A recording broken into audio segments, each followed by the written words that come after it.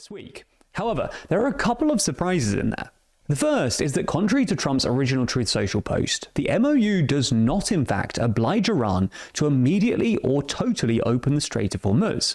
Rather, point 5 only requires Iran to, quote, take steps to ensure that the movement of merchant ships from the Persian Gulf to the Sea of Oman and vice versa is resumed within 30 days, taking into account the need for the removal of technical obstructions and the neutralization of mines by Iran.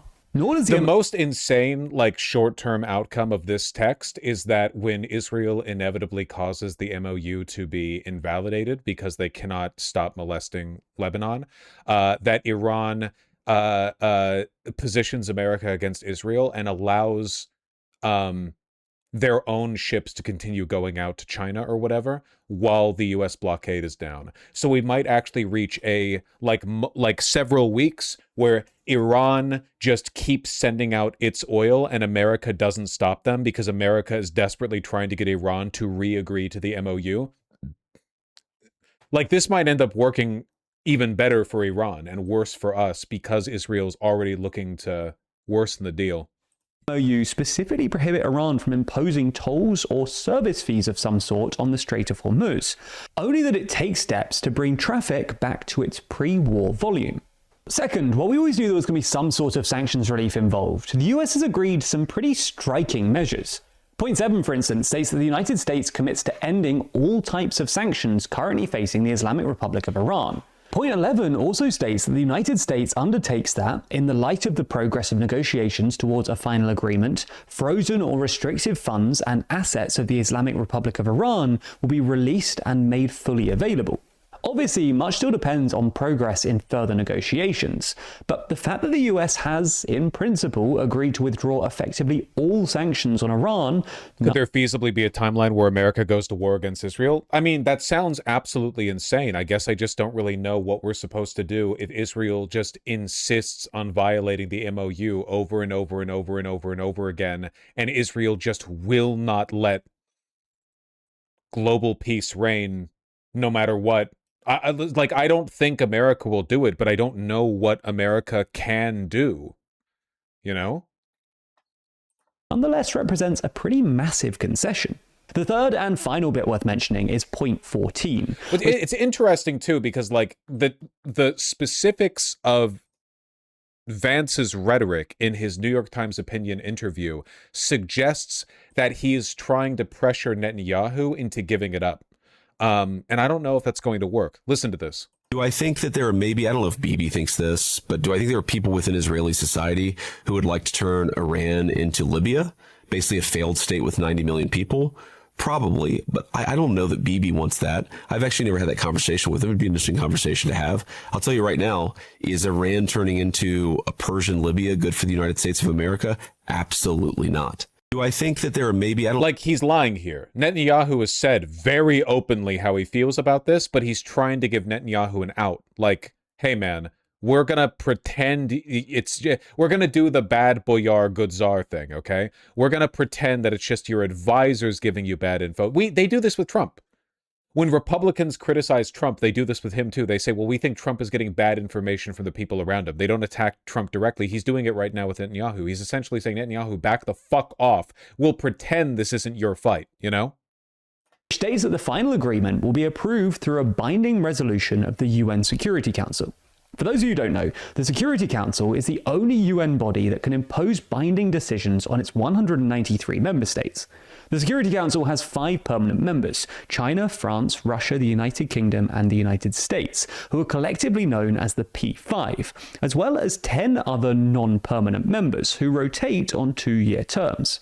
For a resolution to pass in the Security Council, it needs 9 affirmative votes. Since Gaza's not part of the deal, could you see Israel pulling out of Lebanon? Well, the text of the deal does leave Iran leeway to beef with Israel over Gaza as well. They talk about respecting territorial sovereignty, and Israel's incursions into the West Bank are illegal under international law. It's possible that Iran just wants to focus on Lebanon right now because that's the active invasion, whereas, like, obviously Israel's already invaded Gaza and the West Bank long ago. But the text of the MOU does give Iran the ability to make legal complaints about those acts as well. and no negative votes from any P5 member, who each have a veto. What's interesting about this is that the last Iran nuclear deal, the JCPOA as negotiated by Obama, was also approved via a UN Security Council resolution. But this wasn't enough to stop Trump from unilaterally pulling out of the JCPOA in 2018. It will therefore be interesting to see how or if the UN tries to strengthen any subsequent resolution in order to guard against another American withdrawal in the future. Anyway, you get the idea. The MOU, as published by Bloomberg, is even more embarrassing for the US than most people expected. And then, on top of it all, there's this $300 billion fund. This is going to be especially politically difficult for Trump and the Republicans, given that they spent a lot of time criticizing Biden for handing over $6 billion in frozen funds to Iran as part of a hostage deal, and Trump was previously an advocate for maximum pressure sanctions. It's worth noting that this fund isn't actually going to be funded by the American taxpayer. Allegedly, we'll see how it goes. In other words, the US isn't just like he's lied about this before, paying Iran $300 billion straight out of the coffers. In fact, according to another report by Reuters, published on Tuesday, the money is actually going to come from private companies, who have already, according to Reuters at least, committed more than $150 billion.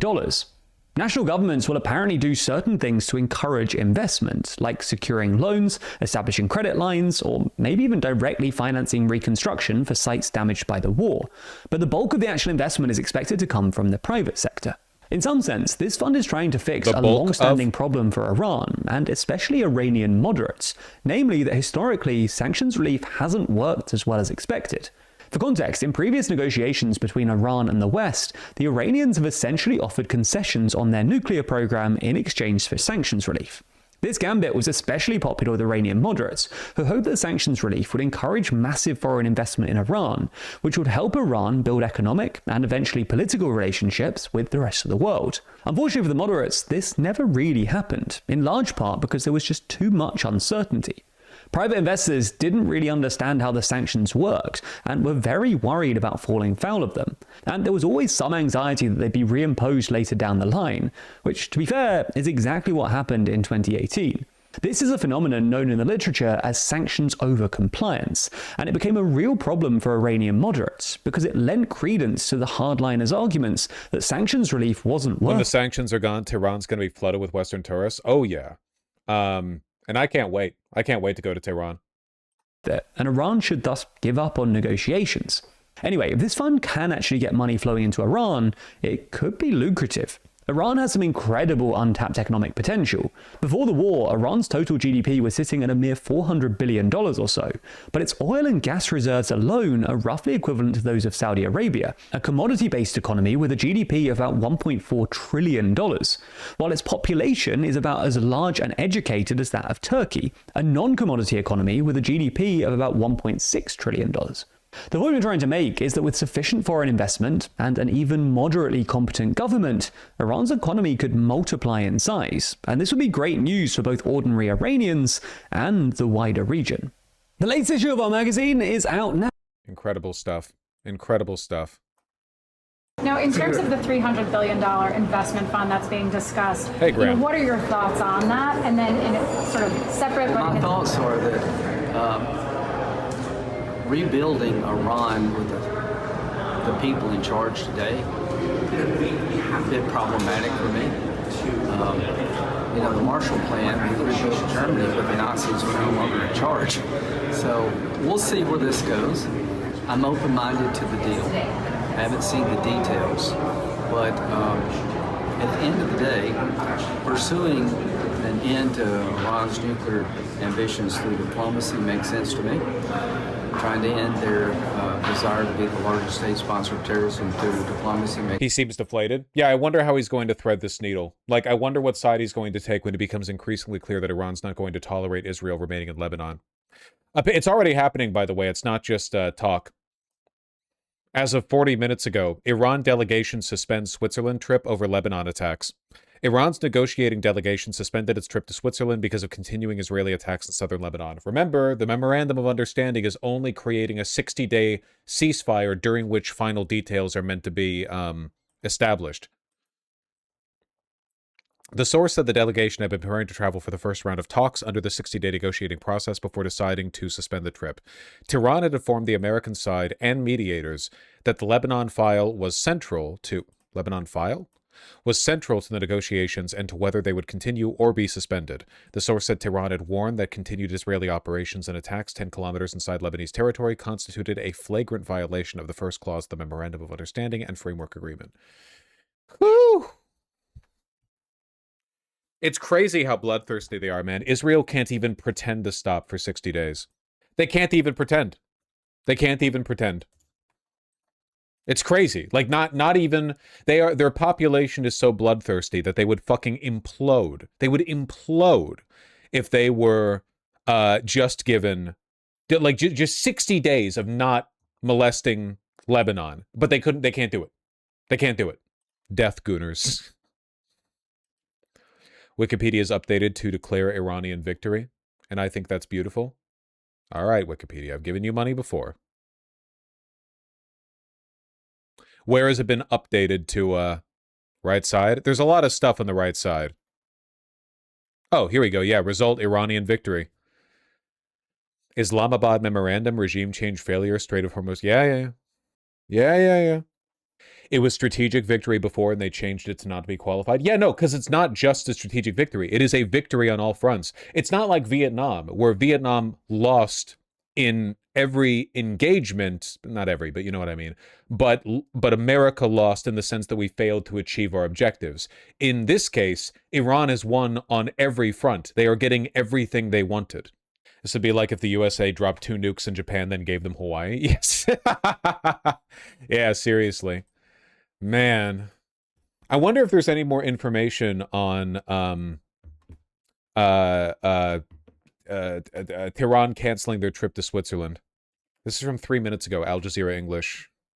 Turning now to another issue, J.D. Vance, the U.S. Vice President, who was speaking, as we said a short while ago, addressed the topic of Israel, and specifically the topic that Israel... We will talk about the Ukraine drone strike in a sec, guys. You can't keep posting about it. You're going to make me annoyed. I'm going to be irritated now. Do you want me to be mad when I start it? It's based as hell. You want me to be mad when I start it? You can't. It's like the 20th time people have posted about it. We're talking about a historic fucking American strategic loss right now, okay? We'll take the funny haha drone strike in a bit. And has been, broadly speaking, critical of the deal that the U.S. has signed. Want to see the new water bottle I got? Take a look at this. Look at this fucking the Yeti 64 ounce. We're going to try to drink one of these every day. I can barely get my fucking mitts around this thing. It's actually quite difficult to hold. I really wish they had like a grip of some kind, you know? It is a white girl cup. With Israel, which is a deal that actually ties Israel, that commits Israel in multiple ways and commits its behavior across the Middle East in the sense that Israel is not allowed to fight Hezbollah. That's in Article 1 of this 14-point Memorandum of Understanding. So J.D. Vance addressed the criticism coming from Israel. This is what he said. My message to them would be twofold. Number one, Donald J. Trump is the only head of state in the entire world who is sympathetic to the nation of Israel at this moment in time. And he happens to be the head of state of the world's superpower. If I was in the cabinet of the Israeli government, I might not be attacking the only powerful ally that I have anywhere left in the entire world. And the second message I would give to some of those cabinet members, Bibi, to his credit, has not gone down this path, but to some of these cabinet members in Israel who are attacking the President of the United States, the other thing that I would say is that over the last 3 months, 2/3 of the defensive weapons that have protected your homeland have been built by American hands and paid for by American tax dollars. The problem for Israel is not Donald J. Trump. And anybody in Israel who thinks their biggest problem is the President of the United States needs to wake up and smell the reality of the situation that country is in. I swear to God, I'm going to take the entire snippet that just played. I'm going to make that the fucking dono sound. Just every time a $2 dono from Abe Lincoln on YouTube chat comes in, it's going to be just a 40-second soundbite of this. Bringing in now Alon Pinkas, former Israeli diplomat. You were, Alon, the consul general in New York for Israel, now a columnist at the New Republic. Thanks for joining us. What do you think of what you just heard from the U.S. Vice President, J.D. Vance, saying essentially the U.S. is your only friend. Be thankful for what you have? Well, he's right in stating how the U.S. relationship. But I think he's wrong in assessing Mr. Netanyahu's part in this. Mr. Netanyahu is behind 90% of the attacks on President Trump. Yes, there are pundits. Yes, there are commentators out there who don't necessarily feed off Mr. Netanyahu when they criticize Trump. But the general notion in Israel, fueled by Mr. Netanyahu, is that Trump abandoned Israel, that Trump threw Israel on the bus, that Trump dumped Israel, choose your euphemism. And so J.D. Vance is telling the truth when it comes to pontificating, don't do this to your greatest ally, that Mr. Netanyahu is completely disillusioned with Trump's behavior. Donald Trump, when he spoke at the conclusion of the G7 summit in France last night, he said this. He made the point that, in his view, Israel is going to end up liking this deal, even if they don't now. And the reason, he said, was that it gets Israel the most important thing they wanted and needed, which is that Iran will never have a nuclear weapon. All of this is the framing, of course, of the U.S. president. But what do you think about that? That ultimately the deal works for Israel, and Israelis will come to see that because it cuts off a path to a nuclear weapon for Iran. It's crazy how they're accusing America of stabbing Israel in the back, like how the Nazis accused German Jews of stabbing Germany in the back. It's genuinely insane. It's such a mirror of history. It's laughable. Like, the narrative right now with the Zio-Nazis is that the treacherous Americans, by signing the treaty at the palace in Versailles, undermined Israel in their glorious military ascension, that they would have won this war had it not been for the cowardly United States signing the treaty at Versailles. Like, okay, Kojima, you've gone too far this time. It's literally it's too much for Kojima, man. It's too much for Kojima. It's too much. Whose side the signing place? Macron, I think, in this case. Was it actually signed at Versailles? I thought that was a joke. No, that's real! That's real! They actually made him sign it at Versailles. What we do know for a fact is that the original Iran nuclear deal in 2015 did the exact same thing that you just mentioned. And yet it was still Mr. Netanyahu who talked Mr. Trump in 2018, 3 years later, to unilaterally withdraw from that deal. Okay, I actually like what you're saying, but your audio is so bad that I can't tolerate this. This is from The Guardian. Amid the celebrations from Shehbaz Sharif, who served as mediator for the deal, the MOU has proven more divisive, eliciting a mixture of outrage, bewilderment, and relief. The leaders of G7 countries welcomed the deal. European leaders have been sidelined from negotiations. Macron said it would put a stop to a situation of great instability. In Israel, however, the agreement has been greeted with less optimism. Mark Regev, a former senior advisor to Prime Minister Benjamin Netanyahu, questioned how seriously Iran would approach negotiations over its nuclear program now that America has removed the economic and military pressure. Under the terms of the MOU, Iran will reopen the Strait of Hormuz and in return receive waivers for U.S. sanctions on crude oil exports, petroleum products, Quote, the straits are open and Iranians can start exporting their oil, and therefore they get money coming in. You've taken away the economic pressure, said Regev, adding, quote, maybe Trump will get a great deal, but at the moment I don't see that. I see America having given Iran's regime a return to life. Regev's views were reflected across Israel. Yair Lapid, the leader of Israel's opposition, said on Tuesday, Netanyahu promised us a historic victory, and we got a crisis with the Americans. Hormuz open to the Iranians, money for the IRGC, ballistic missiles aimed at Israel, and Israel waiting in the corridor like a scolded child. It is literally the great lie over again. After the Treaty of Versailles, the big myth the Nazis pushed was that international Jewry, and especially German Jewry, sabotaged the war effort and cost Germany victory in World War I by pushing for defeat in this signing. International Americanry, the real specter. No, it is an almost perfect mirror of that situation. It's perfect. It's flawless. With Israel set to hold elections before October, Lapid and his coalition partner Naftali Bennett are seeking to capitalize on the anger brewing in Israel over the agreement between U.S. and Iran. Trump, who has previously enjoyed high approval among Israelis, is facing widespread criticism in local media. David Horowitz, a founding editor of the Times of Israel, wrote on Wednesday the U.S.-Israel war in Iran was lost due to U.S. presidential weakness, among other issues.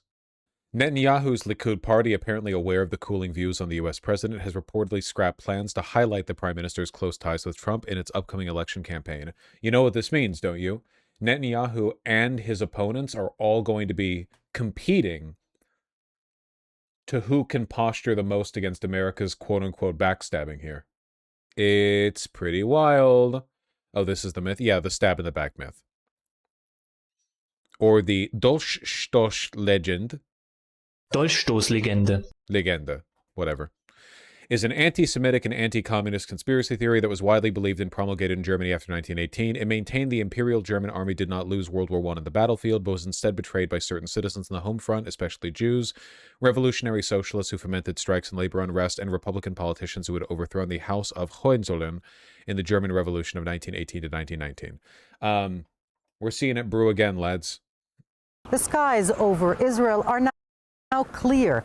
No incoming missiles, no sirens blaring thanks to the U.S.-Iran deal. All of this led up to World War II, so what happens this time around? Well, if history were to perfectly mirror itself, what would happen now is an all-out, like, Israeli assault on the region, where they try desperately to make the Third Temple happen, and they use, like, they commit to total war rather than the sort of partial social commitment they've been engaging in up until this point, and that the only way for them to be stopped is for America and other world leaders to intervene.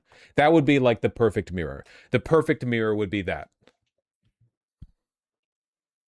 Of course, yeah, Israel is no Germany militarily, and also they have nukes, so kind of like points on both sides there.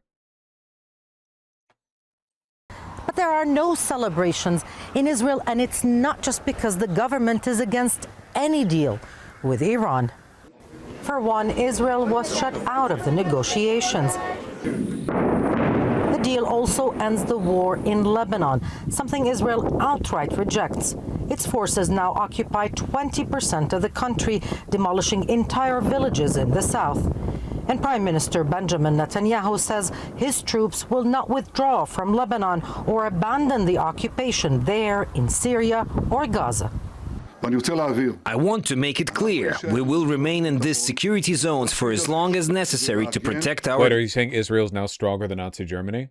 I mean, in absolute terms, yeah, they have nukes. No, Israel could not, like, conquer the entire Middle East. They could certainly try, and they do have nuclear weapons, so that's pretty scary. Country. Washington is unhappy, and Donald Trump is not mincing his words. I've had a great relationship with Bibi, but now Bibi has to be more responsible with respect to Lebanon. Pump it into my veins, man. I can't believe how many liberals have spent the past, like, 3 years trying to gaslight the left and pretend that, like, Israel wasn't an insane fucking lunatic rogue state that hated the United States and had nothing but resentment towards us, even though we've done so much to protect them. But Netanyahu's position appeases his base and diffuses political backlash and buys him valuable time. Iran and the U.S. will have at least 60 days to reach a final deal. That's plenty of time for Israel to manage this crisis and try and decouple the Iran and Lebanese tracks. In Israel, many say that the best option now is to try and corner the weak Lebanese government into a deal. Iran says... The Lebanese government's pretty weak, but I really don't think they're going to literally let you annex 20% of their territory. Lebanon is a red line. World leaders have welcomed the US-Iran deal. They too say calm must be established in Lebanon. Derailing the Iran deal will impact the world economy and global food security. The US and other countries have plenty of leverage to keep Israel in check. The coming weeks will reveal if they're willing to use it. Noor Audi, Al Jazeera. It's just up to Israel. Israel, like the sane, sensible thing for Israel to do right now is for them to fall to their knees and just accept that they've lost and will always lose because they're a loser country full of psychopaths. But I don't think they're going to do that, man. I don't think they're going to do that.